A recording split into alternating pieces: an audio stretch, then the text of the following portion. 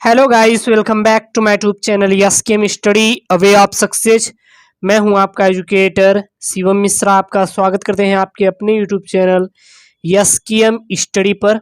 और यहाँ पे मेरे प्यारे बच्चों, आपको पूरा सिलेबस साथ ही साथ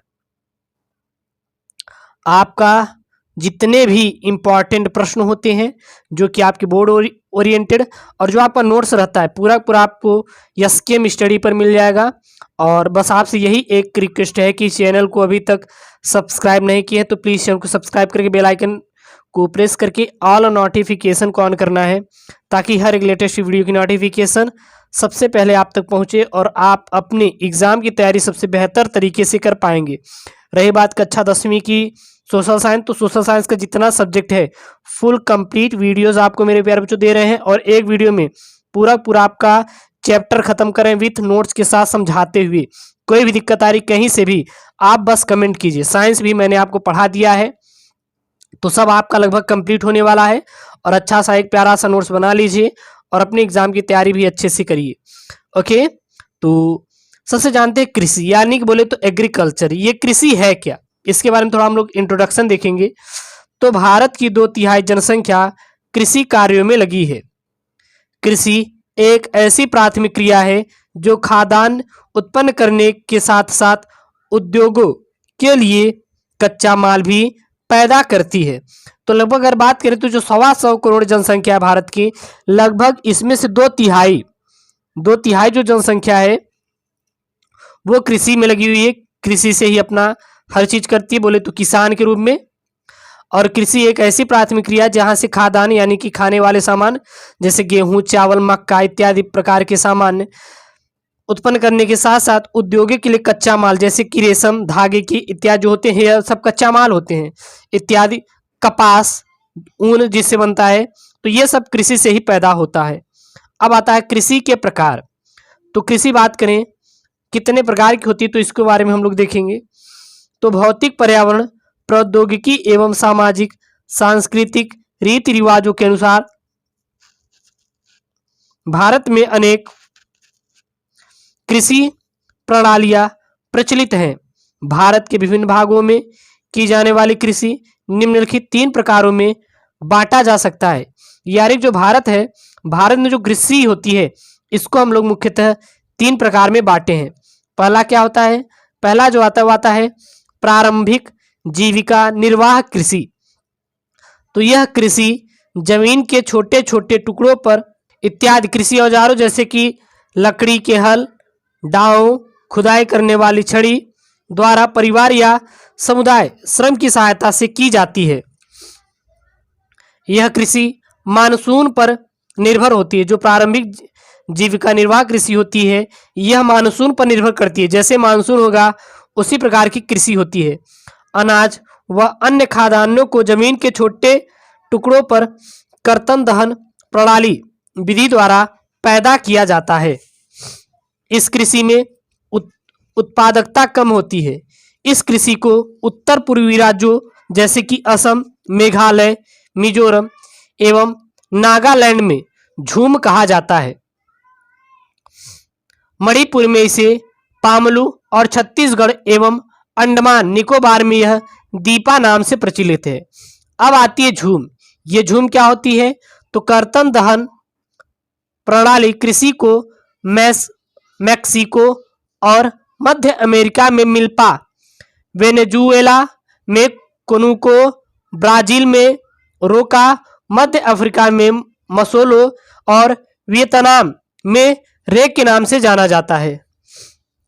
भारत में यह प्रारंभिक किस्म की खेती अनेक नामों से जानी जाती है, जैसे कि मध्य प्रदेश में अगर बात करें तो बेबर के नाम से जानी जाती है या दहिया, आंध्र प्रदेश में पोडू या पिंडा के नाम से, और वहीं पर अगर हम लोग उड़ीसा में बात करें तो जो उड़ीसा में पामाडाबी या कोमान और उत्तर पूर्वी प्रदेशों में झूम के नाम से जानी जाती है। जो अगली कृषि आती है वो आती है गहन जीविका कृषि। तो जनसंख्या दबाव अधिक होने वाली भूमि पर इस प्रकार की कृषि की जाती है। यह श्रम गहन कृषि का प्रकार है। इसमें रासायनिक निवेशों एवं सिंचाई की सहायता से अधिक उत्पादन किया जाता है। गहन जीविका की कृषि में। अगला जो कृषि आती है वो आती है वाणिज्यिक कृषि। तो वाणिज्यिक कृषि में आधुनिक कृषि निवेशों, बीजों, उर्वरकों एवं कीटनाशकों आदि की सहायता से उच्च पैदावार की जाती है। बोले तो पंजाब एवं हरियाणा में यह कृषि अत्यधिक प्रचलित है। रोपण कृषि में वाणिज्यिक कृषि है। जो रोपण कृषि भी है क्या होती है? वाणिज्यिक कृषि है। यह कृषि अत्यधिक पूंजी निवेश द्वारा बड़े क्षेत्रफल पर की जाती है। जो वाणिज्यिक कृषि होती है इसमें लागत की बात करें तो इसमें लागत अधिक लगती है। रोपण कृषि का उद्योग एवं बाजार के विकास में महत्वपूर्ण योगदान है। अगला आता है शस्य प्रारूप। तो भारत में 3 शस्य ऋतुओं जैसे रबी, खरीफ एवं जायद के तहत अनेक प्रकार के खाद्यान्न, सब्जियां, फल एवं मसाले आदि पैदा किए जाते हैं। शस्य ऋतुओं के आधार पर कृषि का वर्णन निम्नलिखित है। पहला जो आता है वो आती है रबी की फसलें। तो इन फसलों को अक्टूबर से दिसंबर के मध्य बोया जाता है।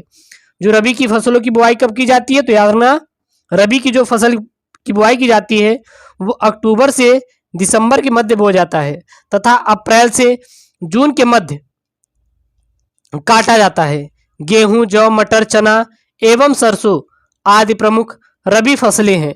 उत्तर भारत में रबी फसलों की अधिक खेती की जाती है। अगली आती है खरीफ फसलें। तो खरीफ फसलें क्या होती हैं?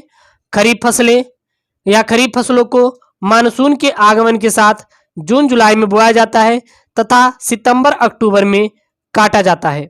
चावल, मक्का, ज्वार, बाजरा, मूंग, उड़द, कपास, जूट, मूंगफली और सोयाबीन आदि प्रमुख हमारी खरीफ की फसलें होती हैं। अगली है आपकी जायद फसलें।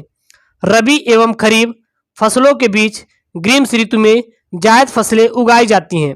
तरबूज, खरबूजा, खीरा, सब्जियां एवं चारा आदि प्रमुख जायद की फसलें होती हैं। अगला आता है मुख्य फसलें यानी कि मेन क्रॉप्स। तो जलवायु, मिट्टी एवं वर्षा की विभिन्नता के आधार पर भारत में निम्नलिखित फसलें पैदा की जाती हैं। जैसे चावल भी पैदा किया जाता है अपने भारत में। तो भारत का प्रमुख खाद्यान्न चावल है। भारत चीन के बाद दूसरा सबसे बड़ा चावल उत्पादक देश है। यानी कि चीन सबसे बड़ा है, इसके बाद क्या है? भारत है जो कि सबसे ज्यादा चावल का उत्पादन करता है। चावल का उत्पादन करने के लिए आदर्श दशाएं 25 डिग्री सेल्सियस से ऊपर का तापमान एवं 100 सेंटीमीटर से अधिक वर्षा की उपलब्धता है। देश के उत्तरी मैदान, तटीय क्षेत्रों एवं डेल्टाई क्षेत्रों में चावल उगाया जाता है। नहरों एवं नलकूपों द्वारा सिंचाई करके पंजाब, हरियाणा, पश्चिमी उत्तर प्रदेश एवं राजस्थान आदि में भी चावल की कृषि की जाती है। अगला है गेहूं। तो भारत की दूसरी सबसे महत्वपूर्ण खाद्यान्न फसल जो है वो आपकी क्या है? गेहूं है। यह फसल उत्तर भारत एवं उत्तर पश्चिमी भारत में पैदा की जाती है। गेहूं को पैदा करने के लिए 50 से 75 सेंटीमीटर वार्षिक वर्षा तथा पकाने के समय खिली धूप का होना बहुत ही आवश्यक होता है। पंजाब, हरियाणा, उत्तर प्रदेश, बिहार, राजस्थान एवं मध्य प्रदेश गेहूं पैदा करने वाले प्रमुख क्या होते हैं मेरे प्यारे बच्चों? राज्य हैं। अगली आती है आपकी मोटे अनाज। तो भारत में ज्वार, बाजरा एवं रागी, ये क्या है? रागी जैसे मोटे अनाज भी पैदा किए जाते हैं। मोटे अनाज पोषक तत्वों से क्या होते हैं? बहुत ही भरपूर होते हैं। और भारत में मोटे अनाज निम्नलिखित हैं। जैसे पहला आता है ज्वार। ज्वार किसके अंतर्गत आता है? यह मोटे अनाज के अंतर्गत आता है। तो ज्वार भारत की तीसरी, पहली क्या है? चावल है। दूसरी क्या है बोले तो गेहूं है। और ज्वार क्या है? तीसरी। तो तीसरी सबसे महत्वपूर्ण खाद्यान्न है। आर्द्र देशों में ज्वार की कृषि की जाती है। ज्वार का सबसे बड़ा उत्पादक राज्य महाराष्ट्र है। कर्नाटक, आंध्र प्रदेश एवं मध्य प्रदेश में भी ज्वार पैदा की जाती है। अगला आता है बाजरा। तो बाजरे का सर्वाधिक उत्पादन राजस्थान में किया जाता है। इसकी कृषि बलुआ और उथली काली मिट्टी में की जाती है। उत्तर प्रदेश, महाराष्ट्र, गुजरात एवं हरियाणा में भी बाजरे की कृषि की जाती है। अगला आता है आपका रागी। ये रागी क्या है? तो रागी की कृषि शुष्क प्रदेशों में की जाती है। कर्नाटक एवं तमिलनाडु क्रमशः प्रथम एवं द्वितीय रागी उत्पादक राज्य हैं। इसके अलावा झारखंड, हिमाचल प्रदेश, अरुणाचल प्रदेश, उत्तराखंड एवं सिक्किम आदि में रागी पैदा की जाती है। अगला आती है आपकी मक्का। तो मक्का का उपयोग खाद्यान्न एवं चारे दोनों के लिए किया जाता है। मक्का का उत्पादन रबी एवं खरीफ दोनों ऋतुओं में किया जाता है। मक्का के प्रमुख उत्पादक राज्य कर्नाटक, उत्तर प्रदेश, बिहार, आंध्र प्रदेश एवं मध्य प्रदेश इत्यादि हैं। अगली है दालें। तो भारत दालों का विश्व में सबसे बड़ा उत्पादक एवं उपभोक्ता देश है। दालों का उत्पादन हमारा, अगर उत्पादन की बात करें तो कम वर्षा वाले क्षेत्रों में भी किया जा सकता है। मध्य प्रदेश, उत्तर प्रदेश, राजस्थान, महाराष्ट्र एवं कर्नाटक दालों के प्रमुख उत्पादक राज्य हैं। अगला आपका आता है खाद्यान्न के अलावा अन्य खाद्य फसलें। तो पहला आता है इसमें गन्ना। तो गन्ना उष्ण एवं उपोष्ण कीटबंधों में उगाया जाता है। यह 21 सेल्सियस से 27 सेल्सियस तापमान एवं 75 से 100 सेंटीमीटर वार्षिक वर्षा वाले क्षेत्रों में उष्ण तथा आर्द्र जलवायु में पैदा किया जाता है। विश्व के दो प्रमुख गन्ना उत्पादक देश क्रमशः ब्राजील एवं भारत हैं। अगला है तिलहन। तो विश्व में सर्वाधिक तिलहन उत्पादन भारत में किया जाता है। भारत में मुख्य तिलहन फसलें मूंगफली, सरसों, नारियल, तिल, सोयाबीन, अरंडी, बिनौना, अलसी एवं सूरजमुखी आदि हैं। अगला आता है चाय। तो भारत में चाय की कृषि अंग्रेजों ने शुरू की ही थी। चाय का पौधा उष्ण और उपोष्ण कटिबंधीय जलवायु, सुगम जल निकास वाले ढलवा क्षेत्रों में उगाया जाता है। चाय के प्रमुख उत्पादक क्षेत्रों में असम, पश्चिमी बंगाल में दार्जिलिंग, तमिलनाडु व केरल है। अगला है आपका काफी। तो विश्व की लगभग 4% काफी का उत्पादन भारत करता है। भारतीय काफी की विश्व भर में मांग है। इसकी कृषि की शुरुआत बाबा बुदन पहाड़ियों से हुई और अनाज भी इसकी खेती नीलगिरी की पहाड़ियों के आसपास कर्नाटक, केरल व तमिलनाडु में की जाती है। अगला है बागवानी फसलें। तो विश्व में सबसे अधिक फसलों एवं सब्जियों का उत्पादन भारत करता है। भारत उष्ण एवं शीतोष्ण कटिबंधीय दोनों ही प्रकार के फसलों का उत्पादक है। भारतीय फलों जिनमें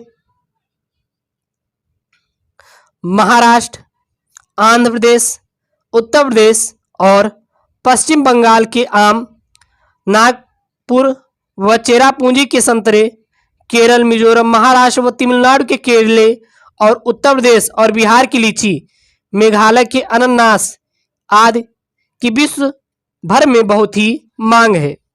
विश्व की लगभग 13% सब्जियों का उत्पादन भारत करता है। मटर, फूल गोभी, प्याज, बंद गोभी, टमाटर, बैगन व आलू उत्पादन में भारत का प्रमुख स्थान है। अब आपकी आती है अखाद्य फसलें। तो अखाद्य मतलब जिसको हम लोग खाने में उपयोग नहीं करते, या फिर आप सीधा कह सकते हैं कि जिन फसलों का खाने में उपयोग नहीं किया जाता उसे हम लोग अखाद्य फसलें कहते हैं या फिर कहलाते हैं। तो अखाद्य फसलों में सबसे पहली फसल आती है, वो आती है रबड़। तो रबड़ भूमध्य रेखीय क्षेत्रों के साथ साथ उष्ण एवं उपोष्ण क्षेत्रों में उगाई जाती है। रबड़ के प्रमुख उत्पादक राज्य केरल, तमिलनाडु, कर्नाटक, अंडमान निकोबार द्वीप समूह एवं मेघालय आदि हैं। भारत का प्राकृतिक रबड़ उत्पादन में 5वां स्थान है। अगला है रेशेदार फसलें। तो भारत में कपास, जूट, सनई एवं प्राकृतिक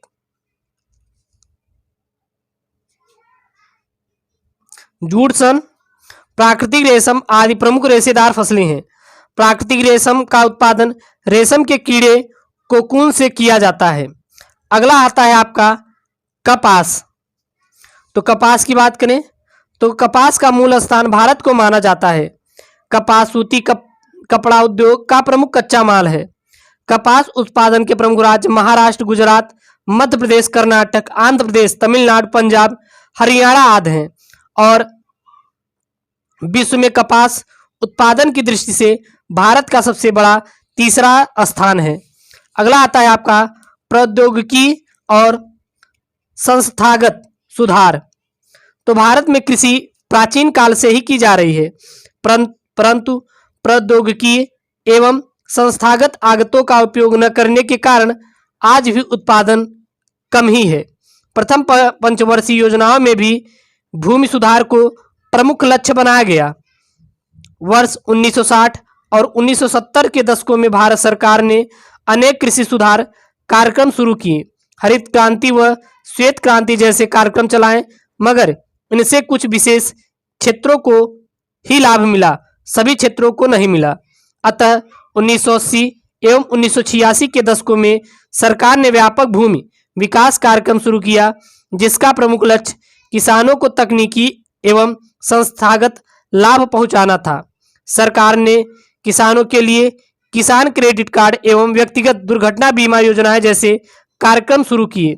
आकाशवाणी एवं दूरदर्शन के द्वारा किसानों को उपयोगी सूचनाएं उपलब्ध कराई गई। किसानों को दलालों एवं बिचौलियों से बचाने के लिए न्यूनतम सहायता मूल्य एवं खरीद मूल्यों की भी घोषणा की गई। अगला आता है आपका, वो आता है मेरे प्यारे बच्चों, कृषि की राष्ट्रीय अर्थव्यवस्था, रोजगार व उत्पादन में योगदान।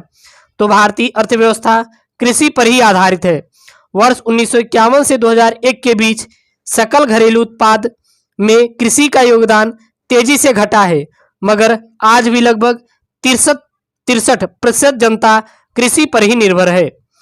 सरकार ने कृषि के घटते योगदान को दूर करने के लिए भारतीय कृषि अनुसंधान परिषद व कृषि विश्वविद्यालयों की स्थापना, पशु चिकित्सा सेवाएं और पशु प्रजनन केंद्र की स्थापना, बागवानी विकास, मौसम विज्ञान और मौसम के पूर्वानुमान के क्षेत्र में अनुसंधान और विकास को महत्व दिया है। रासायनिक उर्वरकों पर भी सहायकी कम करने से उत्पादन लागत लगभग बढ़ गया है। अब आपका आता है खाद्य सुरक्षा। तो भारत के गरीब एवं पिछड़े क्षेत्रों में अनेक लोग खाद्य सुरक्षा से वंचित हैं। भारत सरकार ने खाद्य सुरक्षा उपलब्ध कराने के लिए बफर स्टॉक एवं सार्वजनिक वितरण प्रणाली जैसे कार्यक्रमों की शुरुआत की है। भारत की खाद्य सुरक्षा नीति का प्रमुख उद्देश्य कम कीमत पर गरीबों को खाद्यान्न हमारा उपलब्ध कराना है। अगला आपका है वैश्वीकरण का कृषि पर प्रभाव। तो औपनिवेशिक काल में अंग्रेज व्यापारी भारतीय कपास का निर्यात मैनचेस्टर एवं लिवरपूल के सूती वस्त्र उद्योग को करते थे। नील की खेती की अनियमितता के कारण ही वर्ष 1970 में चंपारण आंदोलन, जो कि बिहार में हुआ था, गांधी जी ने किया था। वर्ष 1990 के बाद भारतीय किसानों को वैश्वीकरण की वजह से अनेक परेशानियों का भी सामना करना पड़ा और भारतीय कृषि में सुधार लाने के लिए सीमांत एवं छोटे किसानों की भी सुधार जरूरी है। तो ये है क्लास 10 मेरे प्यारे बच्चों, ज्योग्राफी यानी बोलते भूगोल का अध्याय 4 है, कंप्लीट है कृषि। और अगर आपको ऐसी वीडियो चाहिए तो चैनल को जरूर से जरूर सब्सक्राइब करें, शेयर जरूर करिएगा। ओके दोस्तों, थैंक यू, जय हिंद।